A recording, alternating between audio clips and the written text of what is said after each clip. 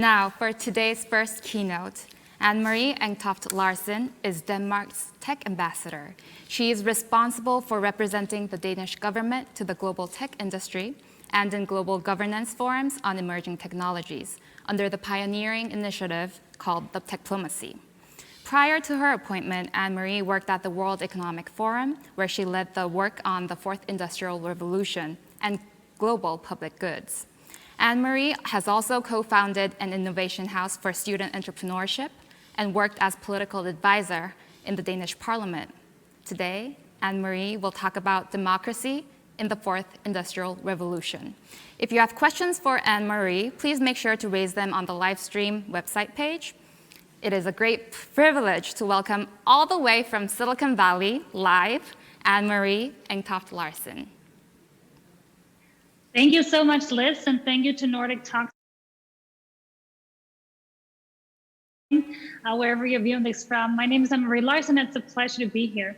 I have the privilege of talking for the next 10 minutes about the intersection between democracy and the Fourth Industrial Revolution.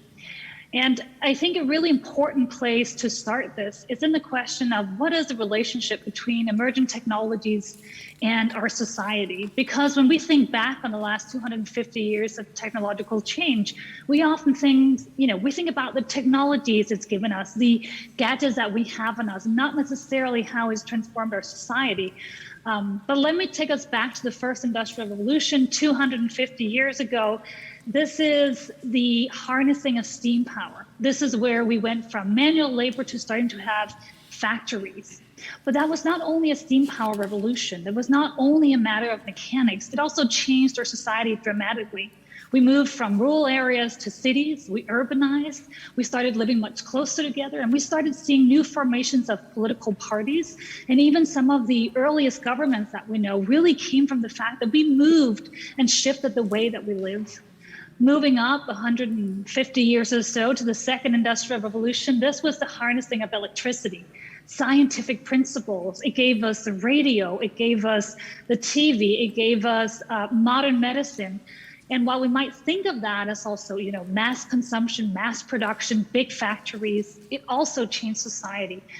It was some of the first aspects that we know of democracy. So at least from Denmark, where I'm from, we started just seeing unions coming up of this.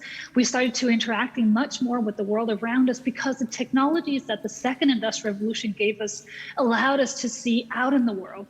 This internationalization also had a big impact on how we are ruling and governing the world. So rather than just having bilateral agreements, we started doing multilateral. We started working in big organizations that was starting to, I think, identify and address the fact that technology allowed us to be much closer together. Then moving to the third industrial revolution, about 60, 70 years ago, this is a digital revolution. This is the first, from the first AI to the first computers, this digital revolution changed a ton of how we are, about how we live, how we're producing, but it also changed our society. It made it much more digital. It allowed us to communicate much faster, and it challenged our democracy in so many radical ways. The fact that we could communicate in a whole different way that we haven't been used to before. Looking at journalism today, the fact that we can see whatever is happening around the globe always, that changed our dynamics for how the public and democratic debate in the society is. And up until today, the fourth industrial revolution, it leaves a big question on all these technological aspects of an industrial revolution. It's changing how we work, but it's also changing how we live. It's changing how we govern our society. And in this revolution, I think there are three things that we really need to be focused on, making sure that the fourth industrial revolution supports rather than undermining our democracy. The first one is to ask yourself the question, who wins from this revolution? How do we make sure that the benefits are equally shared? What came out of the last 250 years of industrialization has been a massive progress for people around the world.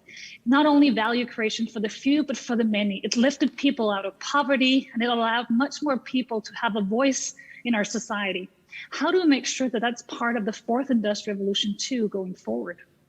The second question is, who loses? For stable democracies, we need to address some of the biggest challenges of our time, climate change not least being one of them. And while the last 250 years gave us immense opportunity, it came with unprecedented growth. It did come at a massive cost to our environment, to our global climate. So as we're looking forward and asking ourselves, how do we make sure that the technologies we develop are not only creating a better world today, but one for future generations, one where democracies will be thriving rather than scrambling over whatever might be left in a warming world. And thirdly, how do we make sure that this is human-centered? Democracies are ultimately based on humans thriving, allowing us to interact with each other, understand each other, get closer to each other, discuss, debate, and I think most importantly, make sure that we feel a certain ownership over our own life and empowerment to help make decisions. So this question about how do we make the fourth industrial revolution human-centered, ensuring that this technological change is actually going to benefit us. And I think it's one of the most interesting questions to be asking ourselves when we talk about modern technologies. Is this ultimately going to make us more free, more happy, live more meaningful lives, more sustainable lives, more accountable lives, more democratic lives? Is this strengthening our ability to understand each other as a society? So when we look into the fourth industrial revolution, and we have quite an opportunity here, for the first, the second, and the third revolution, we've always been looking at them looking back. We've been talking about how history was. Now, for the first time, we're on the cusp of the fourth industrial revolution with the opportunity to look into the future and say, how about we design not only the technology we develop, but how we disseminate it, how we use it, how we govern it to make a society that live up to those values. So that's why Denmark's technological diplomacy is with the mandate of ensuring a more responsible, democratic, trustful, and secure technological revolution. We recently launched a new strategy for Denmark's tech diplomacy, and in that, democracy stands as one of the key pillars. Denmark here says that we will champion global digital rules and regulations that build on democratic values and human rights. That we will insist on a path forward that is not taking democracy for granted, but that is actively supporting it, making it thrive, building it, showing that these are some of the strongest values that we have in common. And we do that both on a European digital leadership that's based on democratic values, and that's with collaboration with partners all over the world, from the US here where I am, to Korea, to all those nations where we share, I think, the same sentiment of values around this. And the second one is about ensuring that human rights is not only something we talk about out in the offline real world, but it has to apply in the online world as well. So let me leave you with, I think, a few principles for how we're seeing, how can we ensure this happens in the future?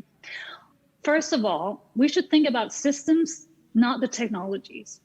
If we focus only on the technology, I think we miss the bigger picture, the one where that technology has a much bigger impact on how our society functions. Take artificial intelligence, for example. If we only look at artificial intelligence in a very, very small, siloed way, we won't get the bigger picture of how AI on a systemic level, when it is everything from our education to our judiciary systems to how we're governing our families, this will have a big impact. So think about the systems that it's creating rather than only the technologies. Secondly, how do we make sure that this becomes empowering, not determining?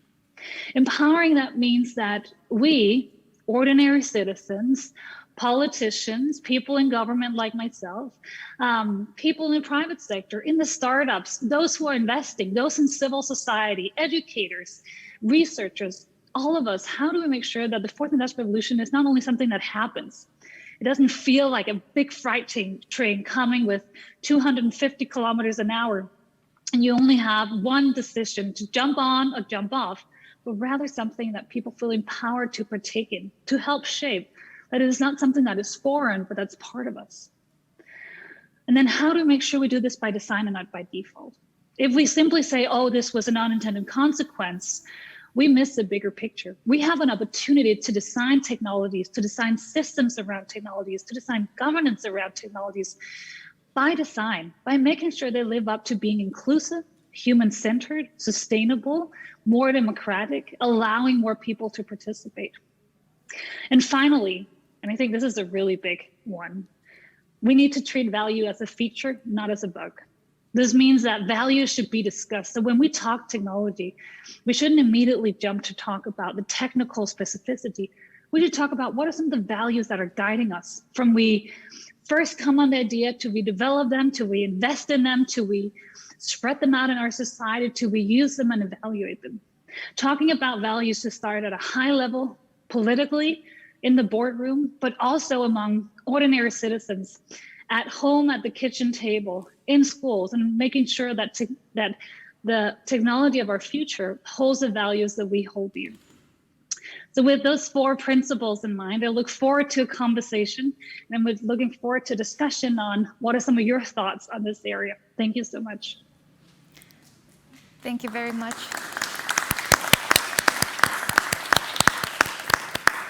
Thank you very much.